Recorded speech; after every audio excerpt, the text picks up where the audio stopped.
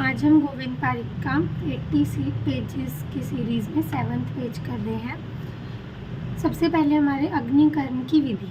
अग्निकर्म की विधि सुश्रुत ने 4 प्रकार की बताई है: वलय, बिंदु, विलेखा और प्रतिसारण। वलय होता है ऐसे गोला लगा देना, बिंदु से करना, विलेखा मतलब लेखा ऐसे मतलब रेखा लगाकर अग्निकर्म करना, प्रतिसारण ऐसे करना। तो सुश्रुत ने 4 बोले और वाग्भट ने 7 बोले हैं। सुश्रुत के 4 और 3 ऐड करें: अर्धचंद्राकार, स्वस्तिक और अष्टापद। अर्धचंद्राकार, स्वस्तिक और अष्टापद। ठीक है, तो कितने हो गए? 4 तो ही थे, 5 6 7 हो गए। अग्निकर्म की विधि होगी। उसके बाद है शल्य की गतियाँ। शल्य की गतियाँ सुश्रुत ने कितनी मानी है? 5। ठीक है, शल्य की गतियाँ सुश्रुत ने कितनी मानी है? 5। अष्टांग संग्रह ने 3 और अष्टांग हृदय ने 5 मानी है। ठीक है, शल्य की गति, शल्य कहाँ कहाँ जा सकता है? तो कैसे जा सकता है? 5 जगह जा सकता है। इसको ऐसे याद रखना कि 5 सेंस ऑर्गन्स में जा सकता है। ठीक है, अष्टांग हृदय और सुश्रुत के अनुसार। और अष्टांग हृदय ने कितनी मानी है? 3 ही मानी है। उसके बाद आता है हमारा ऋतुकाल। ऋतुकाल चरक, सुश्रुत और अष्टांग संग्रह के अनुसार। चरक, सुश्रुत और अष्टांग संग्रह के अनुसार 12 दिन का। ठीक है, और गणना मासिक स्राव के अंतिम दिन से करनी है। और चक्रदत्त, यहाँ पे ये अरुण दत्त और भाव प्रकाश, यहाँ वाग्भट लिखा है तो अरुण दत्त और भाव प्रकाश के अनुसार है 16 दिन का ऋतुकाल। उन्होंने कहाँ से गणना स्टार्ट की है? प्रथम दिन से। इसीलिए क्या हो गया ये कि इसलिए डे एक्स्ट्रा हो गई। ठीक है, इन्होंने अंतिम दिन से गणना स्टार्ट करी, इन्होंने प्रथम दिन से, तो इसलिए 12 दिन 16 दिन। फिर मनुस्मृति और विदेह में भी 16 दिन का ही माना है। ठीक है, उसके बाद है रजोदर्शन आयु। रजोदर्शन आयु सुश्रुत ने मानी 12 वर्ष। काश्यप मतलब बच्चों के डॉक्टर तो वो बच्चा ही मानते हैं सबको, तो काश्यप और भावप्रकाश ने 16 वर्ष मानी है। ठीक है, उसके बाद मैथुन निषिद्ध दिन कौन से हैं? सुश्रुत ने बोला प्रथम 3 दिन एवं 13वें दिन। प्रथम 3 दिन नहीं मैथुन करना और 13वें दिन नहीं करना। और वाग्भट ने प्रथम 3 दिन और 11वीं और 13वीं रात्रि को नहीं करना। ठीक है, उसके बाद है अस्थियों की संख्या। चरक और काश्यप की, चरक और बच्चों के डॉक्टर उनकी अस्थियाँ ज़्यादा, तो 360 होगी। सुश्रुत, षाडंगर और भावप्रकाश इनकी 300 होगी। आयुर्वेद विज्ञान के अनुसार 246। और हमारी ये इन्होंने शाखा वगैरह में बताई है, तो इसको हमने कैसे याद रखना है? देखो, चरक किस किसने 360 किस किसने मानी?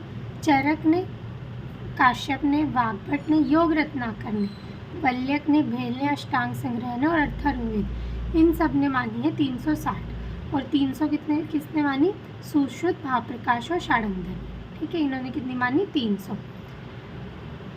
तो ये होगी हमारी अस्थि की संख्या। उसके बाद है संधियाँ। संधियाँ मानी है चरक ने 200। ठीक है, और सुश्रुत ने मानी है 210 और 381 मानी है काश्यप ने। ठीक है, उसके बाद आई हमारी स्नायु।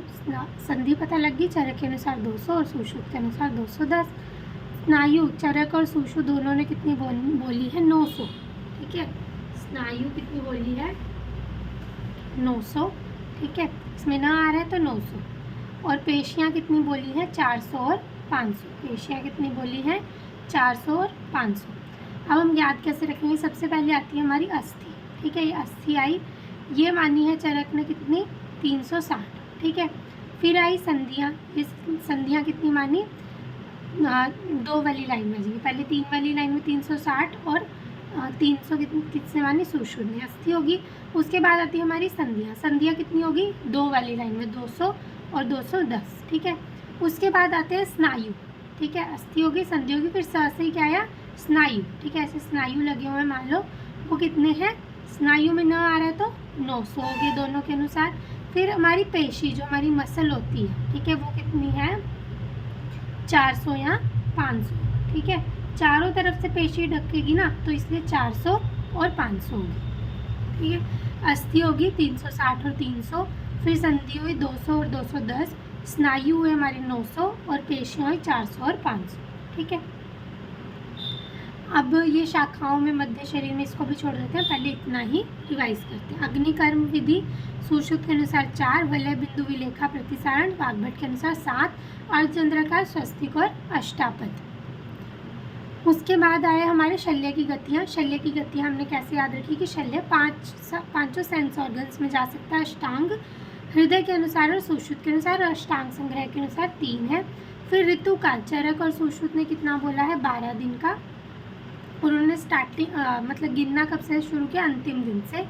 और वाग्भट और अरुणदत्त और भाप्रकाश के अनुसार 16 दिन, और मनुस्मृति और विदेह में भी 16 दिन का है। उसके बाद है रजोदर्शन आयु, चरक के अनुसार 12 वर्ष, काश्यप बच्चों के डॉक्टर और भाप्रकाश इन्होंने 16 वर्ष बोली है।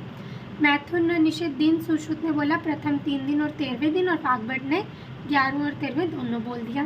फिर आई हमारी अस्थि की संख्या। अस्थि की संख्या चरक और मतलब बाकी जो आचार्य उनके अनुसार 360, सुश्रुत, शार्ंगधर और भाप्रकाश के अनुसार 300। फिर आई संधियाँ, चरक के अनुसार 200, फिर 210, और फिर स्नायु 900 और पेशियाँ क्या होगी थी 400 और 500।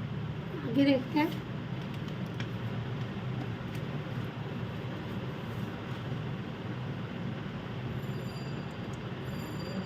उसके बाद है गर्भस्राव संज्ञा। गर्भस्राव संज्ञा कितनी है, सुश्रुत ने मतलब गर्भस्राव कब तक हो सकता है, सुश्रुत ने बोला 4 मास तक हम गर्भस्राव बोल सकते हैं। भोज ने बोला 3 मास तक, और वाग्भट ने बोला 3 मास से पूर्व। ठीक है। और गर्भपात कब बोला है, मतलब स्राव जब होगा कि अभी मतलब गर्भ बना नहीं, सिर्फ स्राव हो जाएगा, मतलब उसका स्राव हो जाएगा, तो 4 मास तक बोला सुश्रुत ने। भोज ने बोला 3 मास तक, और वाग्भट ने 3 मास से पूर्व बोला। और गर्भपात कब बोला सुश्रुत ने, 5वें और 6ठे मास में गर्भपात हो गया, मतलब गर्भ गिर गया। ठीक है। स्राव 4 मास तक, सुश्रुत ने गर्भपात कब बोला, 5वें और 6ठे मास तक। उसके बाद आए नाड़ी रोग। नाड़ी रोग सुश्रुत के अनुसार है 8, और माधव और भाप्रकाश के अनुसार है 5। ठीक है। नाड़ी रोग कितने हैं, 8 सुश्रुत के अनुसार, और माधव और भाप्रकाश के अनुसार 5 है। ठीक है।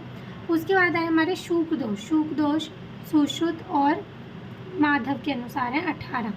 सुश्रुत और माधव के अनुसार शूक दोष कितने हैं, 18। ठीक है।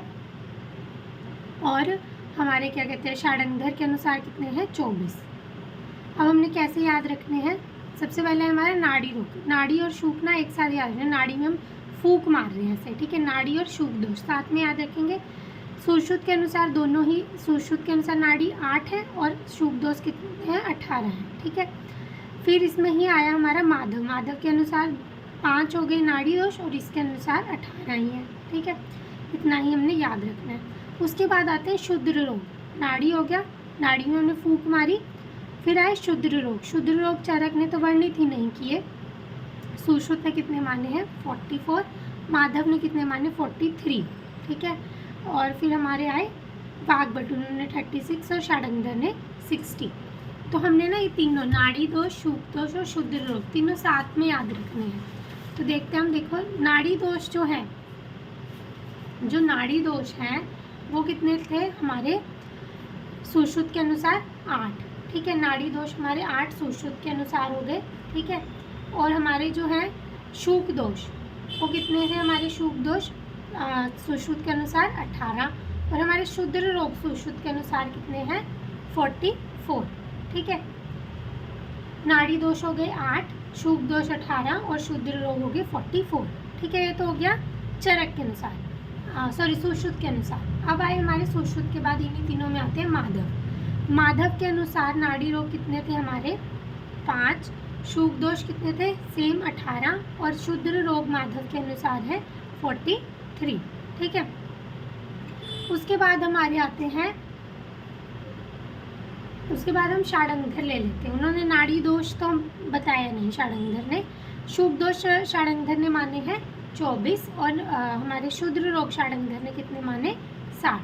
ठीक है। तो हम इसको ऐसे याद रखेंगे, देखो हमने 3 याद रखने हैं, नाड़ी, शूक और शुद्र, इनको साथ में याद रखना है। सुश्रुत के अनुसार 8, 18, शूक 8 हो गए नाड़ी दोष, और 18 हो गए शूक दोष, और शुद्र रोग हो गए 44। माधव के अनुसार नाड़ी दोष हो गए 5, शूक दोष हो गए 18, और शुद्ध रोग हो गए 43।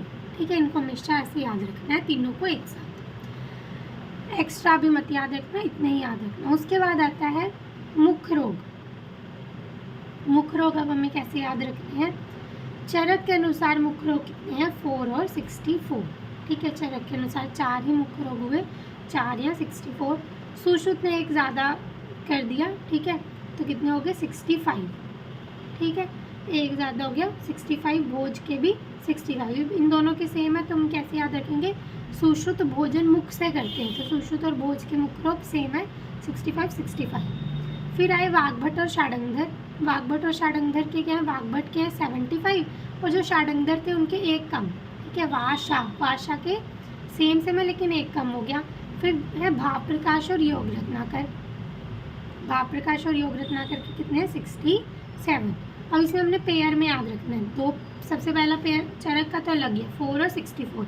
फिर सुश्रुत भोजन मुख से करते हैं तो 65 और 65 हो गए दोनों के। फिर आए हमारे वाग्भट और षाडंगर। वाग्भट और षाडंगर के अनुसार हमने कितने पढ़े? वाशा 75, 74 और भाप्रकाश और योग रत्नाकर के अनुसार 67। उसके बाद हम कर्ण रोग भी देख लेते हैं। कर्ण रोग भी चरक के अनुसार 4 है, सुश्रुत के अनुसार कर्ण रोग है 28, ठीक है, और वाग्भट के अनुसार है 25। कान सुश्रुत के क्या है? 28 मतलब बहुत ज़्यादा अच्छे हैं, और वाग्भट के क्या है? 25। ठीक है, यहाँ ऐसे याद रख लो। कर्ण रोग में सुश्रुत जो है वो 28 रुपये की इयररिंग्स पहनते हैं और वाग्भट जो है वो 25 रुपये की पहनते हैं। ठीक है, उसके बाद आ जाओ नासा रोग। नासा रोग चरक ने 4 ही माने। अब इसमें हम ऐसे याद रखेंगे, नासा में जो हम वो पहनते हैं, कोका पहनते हैं, वो सुश्रुत का तो है जो वो है 31 रुपये का। ठीक है, सुश्रुत का 31 रुपये का, वाग्भट का सिर्फ 18 रुपये का ही है। ठीक है, और योग रत्नाकर और भाप्रकाश का, क्योंकि वो योग करते हैं भावना से, तो उनका 34 रुपये का है। ठीक है, ऐसे याद रखना है। ठीक है, नासा रोग में चरक के अनुसार 4 है, सुश्रुत कितने का कोका पहनते हैं? 31। फिर वाग्भट 18 रुपये का, योगा करते हैं ये भाप्रकाश, भाव से तो उनका 34 का हो गया। ठीक है, कर्ण रोग हमने कैसे याद रखे थे? चरक कितने 4, सुश्रुत कितने रुपए का वो पहनते हैं इयररिंग्स? 28 रुपये के, और वाग्भट 25 रुपये के। उसके बाद आ जाओ नेत्र रोग। नेत्र रोग चरक के वही 4 और 96 है, जैसे मुख्य रोग 4 और 64 थे। सुश्रुत के नेत्र रोग है 76 और वाग्भट के हैं 94 और माधव के कितने हैं? 78। ठीक है, सुश्रुत के कितने हैं? 76, हमें याद ही रहते हैं।